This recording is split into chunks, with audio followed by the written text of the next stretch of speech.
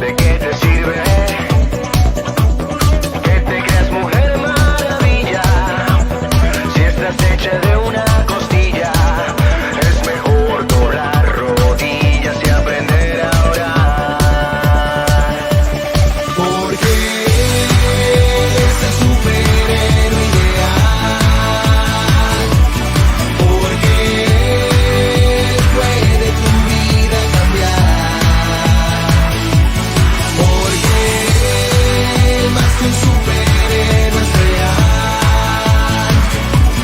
Porque su vida y sangre dará para salvar tu corazón.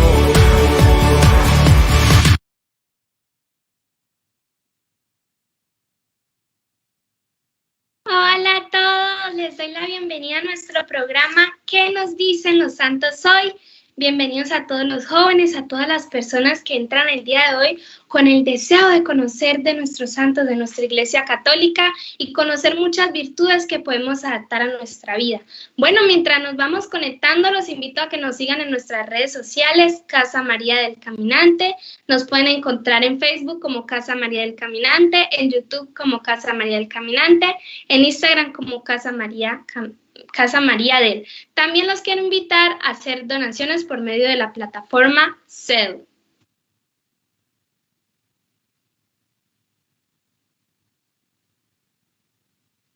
Bueno, nuestro invitado del día de hoy es el sacerdote Yamil Abel Velázquez, un sacerdote de la Congregación de la Misión, nacido en el pueblo San Juanito, ubicado en el departamento del Meta.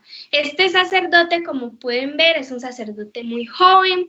Él es rector del Seminario Mayor en Medellín, CEPAVI, y también es consejero provincial aquí en la provincia de Colombia. Por lo que nos han contado sus estudiantes, es reconocido por ser una persona humilde, una persona sencilla y con gran sentido y gran amor por el pobre. Bueno, bienvenido, padre. Hola, ¿cómo está Luisa? Pues ante todo, darte gracias por la invitación. Es para mí un honor poder compartir un poco de mi experiencia de fe, de lo que yo sé de los santos, sobre todo de nuestros santos vicentinos, porque como tú seguramente vas a explicar más adelante, pues vamos a hablar de alguien de la familia de San Vicente de Paúl. Y pues decirles que siempre es grato seguir recordando estos personajes que marcaron la historia no solamente en la sociedad, sino también en la iglesia, que han dejado una impronta y por la belleza de sus obras, pues hoy siguen siendo reconocidos. Este personaje del cual vamos a hablar, pues es beato y si Dios quiere próximamente santo. Así que pues nos vamos a acercar a alguien que a pesar de haber vivido ya muchos años antes de nuestras épocas, pues sigue siendo muy actual en su pensamiento y en sus obras. Muchísimas gracias, padre, por participar hoy en nuestro programa, por tener el interés de contarle a los jóvenes sobre la vida de este beato de quien vamos a hablar el día de hoy. Sabemos que usted es doctor en la doctrina social de la Iglesia, pero antes de empezar con las preguntas, yo quiero, padre, invitarlo a iniciar con una oración. Ok, bien, entonces vamos a encomendarnos a Jesús y a María. Vamos a pedirle al Señor que nos regale el Espíritu Santo, particularmente el don de la sabiduría, de la inteligencia, del entendimiento, del discernimiento, porque este es un espacio de crecimiento espiritual, pero yo diría que también de crecimiento académico, en el sentido de que nos estamos acercando al conocimiento de ciertos personajes de la Iglesia. Entonces comenzamos en el nombre del Padre, del Hijo y del Espíritu Santo. Amén. Querido Jesús, gracias te damos por este día que nos has proporcionado. Te damos gracias por este momento. Yo te bendigo por la vida de Luisa, por la vida de Kame, que está detrás de cámaras, por la vida de todas las personas que en este momento nos están siguiendo y nos están acompañando. Que la fuerza de nuestra oración llegue hasta donde ellos y que este momento nos ayude a crecer como hermanos, nos ayude a crecer como iglesia y nos lleve a comprometernos mucho más con la evangelización. Gloria al Padre, al Hijo y al Espíritu Santo. como en un como era en un principio, ahora y principio, siempre, por los siglos. siglos de los Siglos. Amén. Amén. En el nombre del Padre, del Hijo y del Espíritu Santo. Amén. Bueno, padre, pues el día de hoy usted nos va a hablar a los jóvenes de este beato, de Federico Ozanam.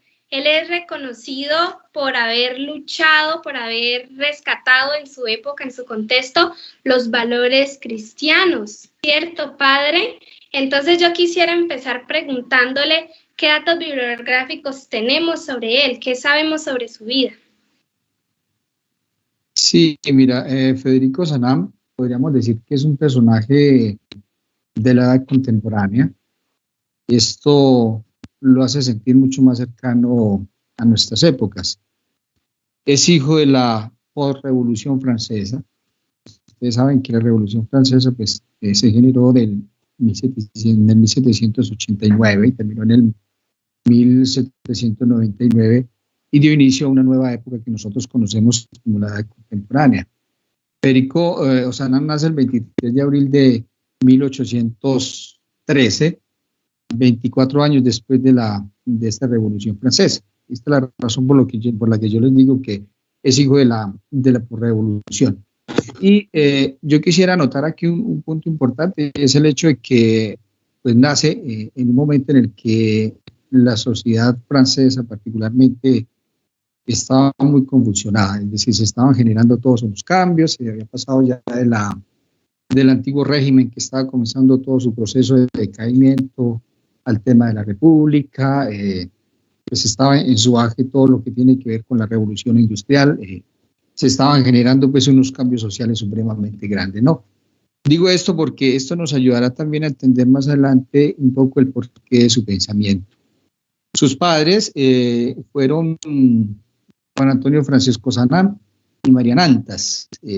Juan Antonio Francisco Ozanam era médico de profesión, pero antes de enrutarse por la medicina, fue militar, combatió con Napoleón Bonaparte.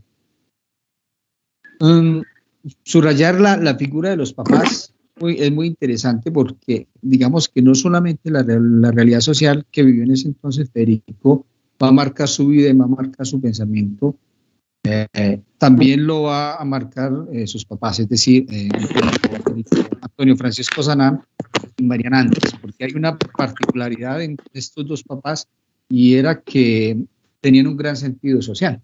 Tanto es así que, por ejemplo, el papá de Federico cuenta la historia, era de aquellos que después de terminar su turno de trabajo en el hospital, el tiempo que le permanecía para terminar el día, lo dedicaba a visitar los enfermos, a visitar personas pobres y a curarlas. Esto nos da a entender, pues, el por qué también Federico crece con un gran sentido social, porque se forma en una familia que tiene esta característica.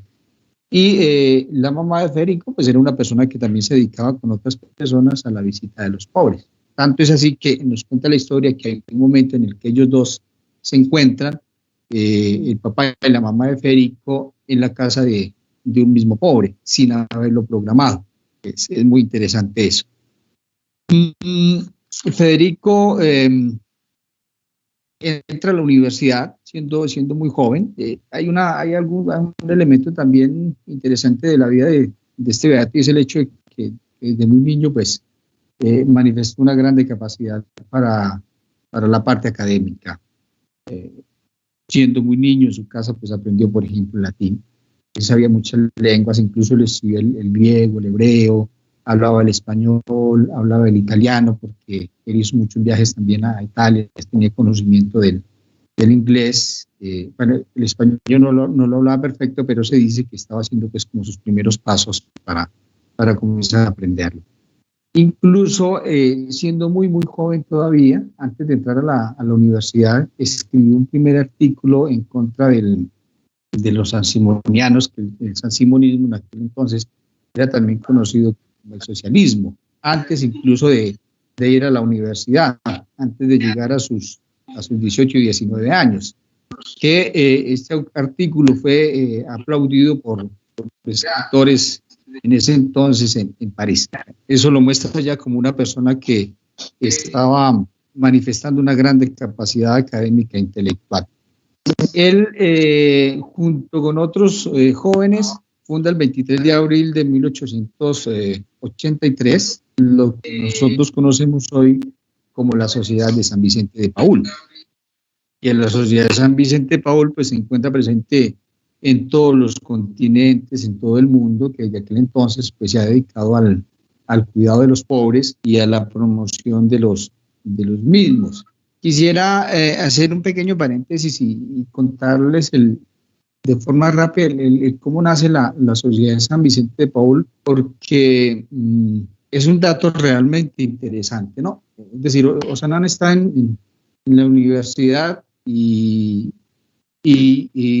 comienza a ser cuestionado por algunos jóvenes pertenecientes al sansimonismo, que no estaban de acuerdo con el cristianismo y que decían el cristianismo ya hizo lo que tenía que hacer, tiene que desaparecer y tiene que dar paso a la propuesta que nosotros estamos haciendo, ¿no? Los sansimonianos, que ellos decían es que nosotros vamos a elaborar una serie de estructuras y de un momento a otro vamos a transformar la realidad del mundo, de Francia. Este joven presenta este discurso y Kay y Federico intenta refutarlo, ¿no? Justificando cómo a lo largo de la historia, pues la Iglesia cristiana, el catolicismo, pues ha ayudado al desarrollo de las civilizaciones, ha ayudado al desarrollo de los pueblos, a la evangelización, bueno, este tipo de cosas, y trata de presentar el cómo en la actualidad de aquel entonces, pues el cristianismo seguía siendo muy influyente y seguía ayudando a la transformación del mundo y de la sociedad.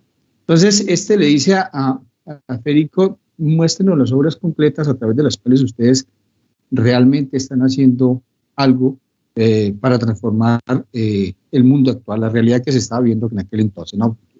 Había terminado la revolución, se estaba generando toda esta cuestión de la revolución industrial en la que el obrero pues era maltratado, era sometido a grandes trabajos, a poco sueldo y se estaba acrecentando la miseria. De hecho, en aquel entonces la figura del pobre es la figura del obrero, ¿no? El que trabajaba en las empresas. Y esto conmovió mucho a Federico Ozanam. Y entonces él llama a sus amigos y les dice, mire, antes de hacer el bien público, la caridad pública, pues hagamos el bien privado. Antes de salvar a toda Francia, todo París, entonces comencemos por salvar a algunas familias de París. Comencemos por ayudar a algunas familias. Se constituye este grupito el 23 de abril de 1883 y de ahí nace la Sociedad de San Vicente. Y es una cuestión que en cuestión de poco tiempo pues comienza a extenderse por todo el mundo. Bien, otro dato también interesante de Federico, pues él se gradúa con el título de abogado, de doctor en abogacía y más adelante estudia literatura y también recibe su doctorado en eso. De hecho, el tema que él desarrolla en su tesis de doctorado es la obra de Dante Alighieri, la Divina Comedia, y explica el cántico del infierno. Si alguna vez ustedes tienen la oportunidad de acercarse a esta obra, pues es una obra muy interesante. Digamos que la Divina Comedia es para los italianos como para nosotros es el Quijote de la Mancha, ¿no? Es como la obra emblemática que representa toda nuestra literatura. Para ellos es la obra de Dante Alighieri, que de hecho se convierte en el primero en llevar a la universidad, cuando él asume el trabajo como docente, el primero en llevar esta obra. Él se casó con Amelia Sulacroix el 23 de junio de 1845 y el 7 de agosto nace una hijita en 1845 que se va a llamar María Josefina. Se casa en el 841 y en el 1845 nace pues esta muchachita. Es el fundador de un periódico, L'Heure Nouvelle, que a través de este periódico Federico pues tiene la oportunidad de presentar todo su pensamiento social. Y fallece a los 40 años de edad en Marsella el 8 de septiembre de 1843. Pues como ven ustedes, fue una persona que vivió poco tiempo, pero yo diría que fue un tiempo muy fecundo, no solamente por sus obras, también por sus escritos. Quizás alguna vez tengamos la oportunidad de compartir los diferentes escritos de Ozanam, que son realmente interesantes. Y el 22 de agosto de 1997, entonces es beatificado por el actual Santo Juan Pablo II. Digamos que esos son como los datos biográficos en general de Federico Ozanam. Ay, padre, pues muchas gracias por llenarnos de esa información tan importante y tan valiosa para nosotros los jóvenes. Me toca mucho lo que usted dice contando la infancia de Federico y cuenta el amor que tenía su familia, su papá y su mamá por el servicio, por la ayuda a los pobres y cómo eso influye tanto en la vida de Federico. Padre, pues yo quisiera que usted nos contara un poquito más del contexto social de la época y del contexto en el que él vivió. Sí. Bien, entonces como te decía ahorita, terminada la revolución, pues la misma generó muchos cambios sociales. Bueno, y tú sabes y los oyentes saben muy bien que donde existe la guerra, donde existe la revolución, digamos que durante la misma y después de la misma, cuando se logra superar, pues los efectos que produce son devastantes, que genera muerte, genera aumento de pobreza, un gran desequilibrio social. Yo diría que la guerra en sí no trae cosas positivas. Basta ver, por ejemplo, la historia de nuestros países latinoamericanos y podemos ver ahorita lo que está sucediendo en Afganistán y en Haití, en tantos otros países, en cómo se está generando el desplazamiento, la inmigración y tantas muertes, ¿no? Quienes sufren generalmente pues son las personas de menos recursos, los niños, las mujeres, bueno, etc. La realidad que se generó en ese entonces pues era bastante difícil. Digamos que se había pasado una visión diferente de la figura del pobre, más o menos como sucede hoy, ¿no? Es interesante ir haciendo también como un paralelo para ir comprendiendo cómo el pensamiento mismo de Federico Ozanam sigue siendo muy actual. Entonces el pobre ya no va a ser el mendigo, el pobre no va a ser la persona a quien las obras, la iglesia se iba y alimentaba, sino que el pobre va a pasar a ser el trabajador de las empresas.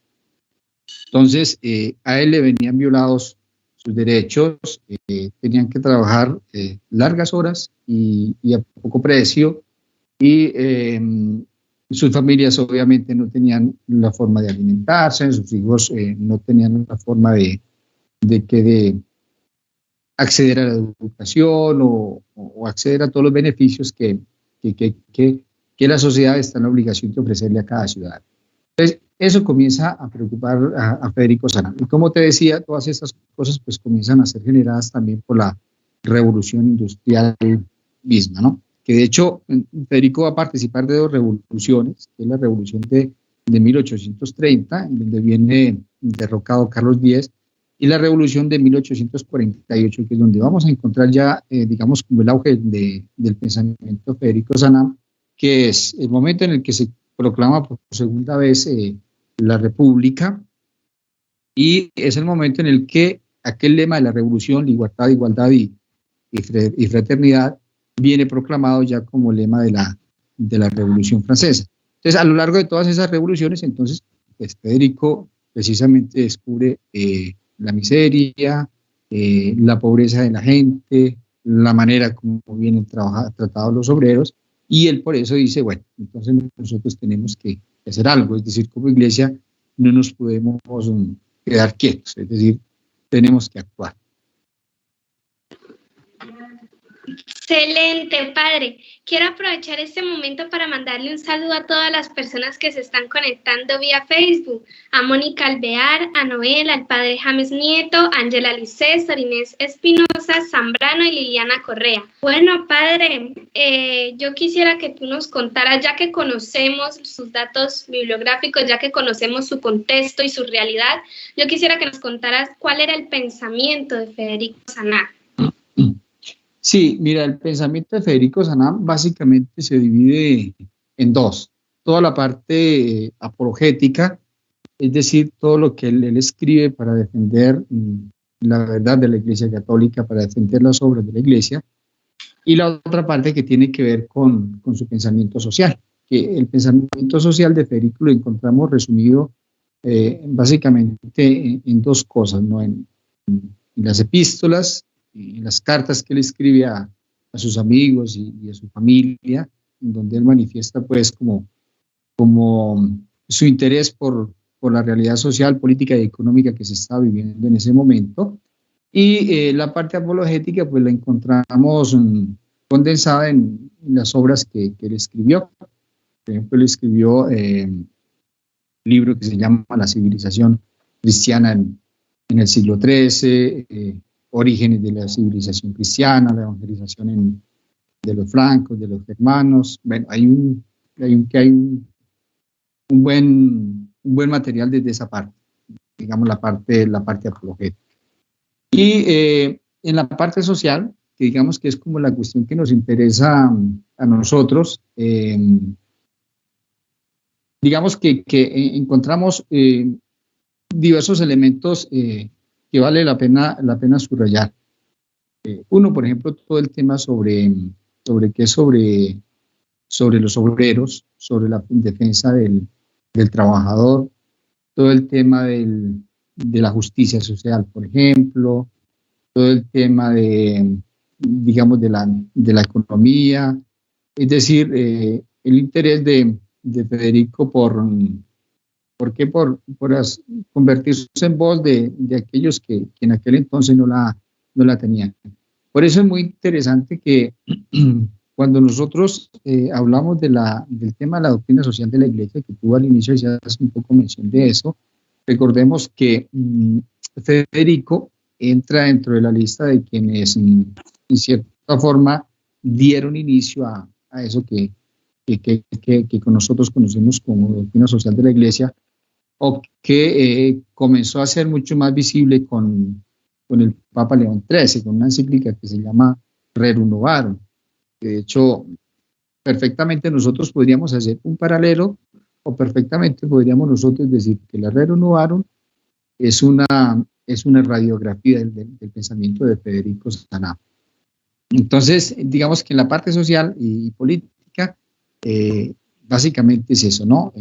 La defensa del obrero, el interés por buscar una vida más digna y más justa para las personas.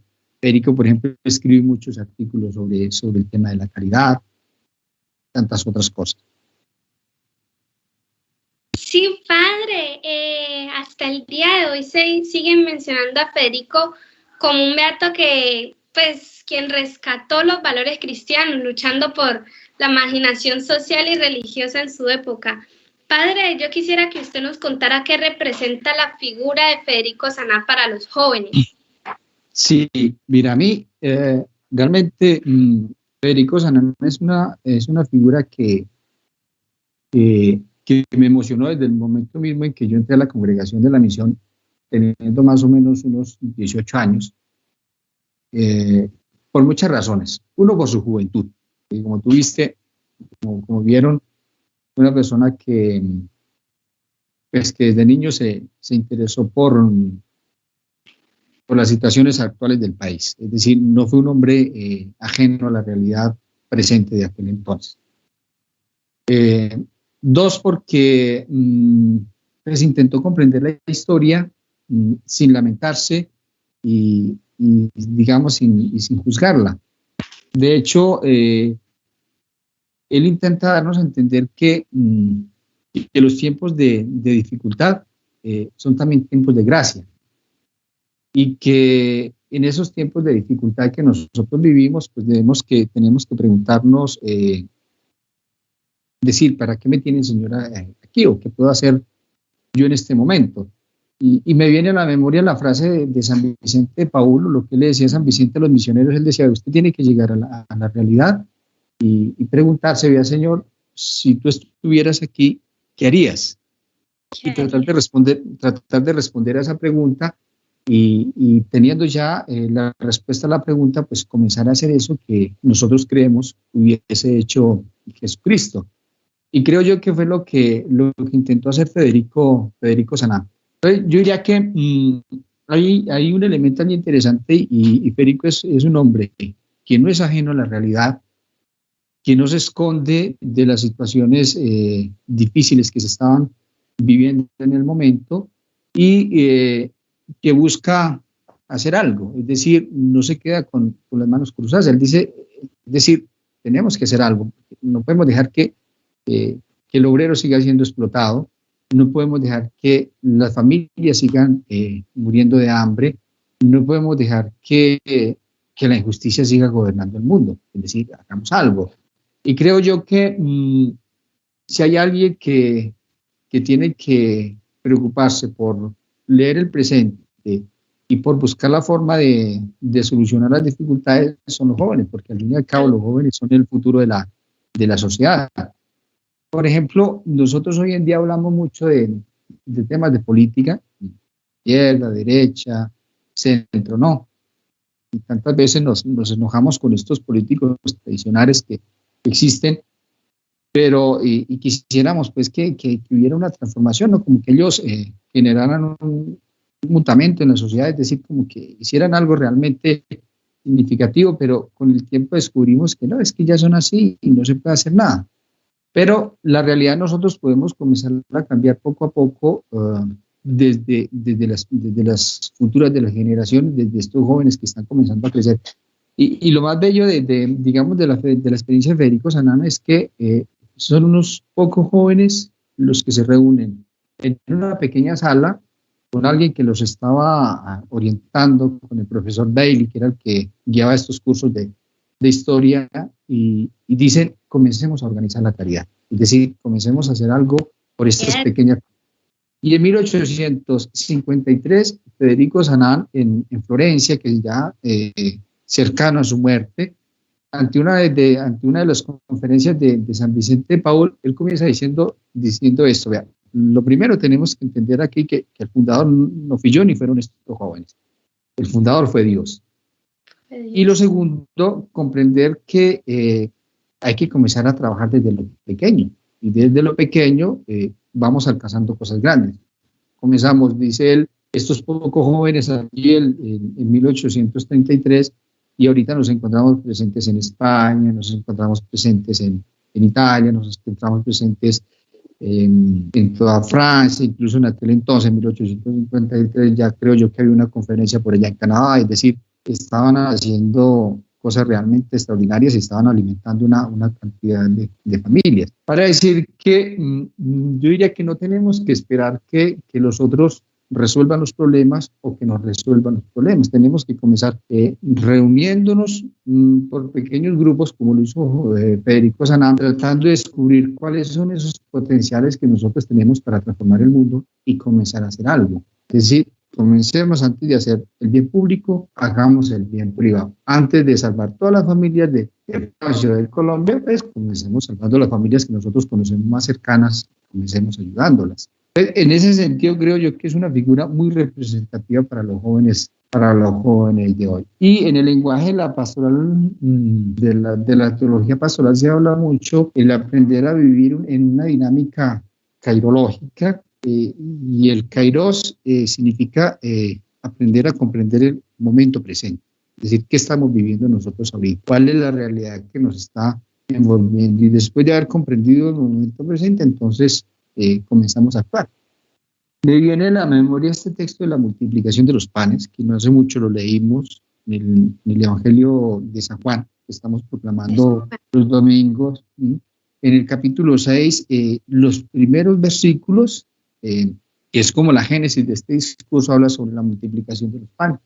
Los discípulos se acercan a Jesús y le dicen, mire, la gente tiene hambre, entonces mandémoslos para el pueblo y que hagan algo. Y Jesús dice, no, denles ustedes de comer. Es decir, sí, descubrir el problema es muy chévere. No, aquí no puedo más allá, es decir, hagamos algo, ¿no? Porque es que nosotros podemos, ¿no? Es decir, en pocas palabras, ensuciémonos las manos, dicen en italiano, es decir, pongámonos a hacer algo. ¿Y qué hace Jesús? Les dice, vea, tráigame lo que tienen ahí, es decir, hay unos pocos panes, unos pocos peces. Bueno, entonces mire que ni siquiera tenemos necesidad de ir a buscar ayuda por fuera. Veamos cuáles son los recursos que tiene la gente, valgámonos de esos recursos y hagamos entender a la gente que incluso ellos mismos pueden ser los autores de su transformación, de su propio progreso. Entonces, a mí lo que más me llama ahí es que Jesús dice, hagan ustedes la obra, es decir, denles ustedes de comer, y después les dice, mire, utilicemos lo mismo que tiene la gente y hagámosles entender que ellos mismos pueden salir adelante. Y de hecho, el texto dice que alimentó una cantidad de gente. Es más, dice que mandó a que se sentaran en el pasto y los discípulos les servían. ¿Quiénes eran los que se sentaban en aquella época? Sí, los reyes, los grandes personajes. En pocas palabras, le dijo Jesús, bueno, los vamos a alimentar, vamos a valernos de los recursos que ellos tienen, pero vamos a hacer que rescaten su dignidad, ¿no? Creo yo que esa es una característica también especial de Federico Sananó, haciendo entender al pobre que es un ser humano, que tiene cualidades, valores y que los recursos para salir adelante pueden estar en él mismo, que es lo que nosotros conocemos dentro del lenguaje vicentino como la promoción del pobre, la autopromoción que se promueve. Excelente, padre. Bueno, ya que estamos hablando de este beato, yo quisiera que usted nos explicara a todos los que lo estamos oyendo cuál es la diferencia entre santo y beato. Sí, digamos que el beato o la beatificación es lo que precede la canonización, la santificación. Y pues hay toda una,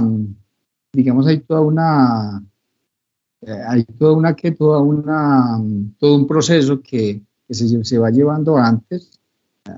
Hay que comenzar, por ejemplo, a estudiar de la persona sus obras, sus actividades, ver, digamos, en qué influyó eso en la transformación no solamente de la sociedad, sino también de la misma iglesia. Incluso para una beatificación se pide un cierto número de milagros y que sean comprobados, pero yo diría que lo primero que se busca es que se compruebe que la persona pues era de una recta intención, que tenía una fe pura, sincera y que se reconozca que realmente era una persona ejemplar. Y cuando, digamos, se cumplen esos requisitos, entonces ya se pasa a la canonización. De hecho, Federico fue beatificado. Entiendo yo que ya se aprobó el milagro que se necesita para su canonización. Eso he entendido yo. Puede ser que no estemos tan lejos de eso. Dios quiera que sí. Y pues digamos que quien da la orden de la beatificación y la canonización, pues obviamente es el Papa. Pero la beatificación es lo que precede a la canonización. Después de todo un estudio y como te decía, de un proceso en el cual se reconoce y ahí se clarifica que realmente fue una persona de fe, que fue una persona que con sus obras hizo mucho por la evangelización, por el bien de las personas y que puede ser una persona que viéndola se convierte en ejemplo, en motivo, en modelo para muchos otros cristianos que vienen después. Le mando un saludo a las personas que nos están viendo, a Yanni Moreno, Claudia Jiménez, Cristian Recalde. Bueno, padre, pues ya estamos finalizando nuestro programa. Qué maravilloso es para los jóvenes ver la figura de Federico Sananó como un ejemplo de vida, adaptar todas sus obras, adaptar todo lo que hizo a nuestra realidad y a nuestro contexto. Pues le agradezco muchísimo, padre, por estar el día de hoy aquí con nosotros. Le agradezco a todas las personas que se conectaron. Les habla Luisa María Duzán, su presentadora. Y bueno, nos vemos en el próximo programa de ¿Qué nos dicen los santos hoy? Padre, no olviden seguirnos en nuestras redes sociales de Casa María del Caminante. Bueno, muchas gracias también a ti, Luisa, por la invitación y pues invitarlos a que nos acerquemos a la figura de este beato, que comprendamos que es un joven y que su pensamiento sigue siendo muy joven, es decir, es un pensamiento que no ha pasado de moda y que es una gran motivación también para nosotros y para las futuras generaciones. Y es una figura que nos ayuda a comprender que los jóvenes tienen grandes potencialidades y que los jóvenes pueden transformar el mundo si se lo proponen y si hacen el esfuerzo. Muchísimas gracias, Padre. Nos vemos con en mucho nuestro cariño. próximo programa. ¿Qué nos dicen los santos hoy? Muchas bendiciones.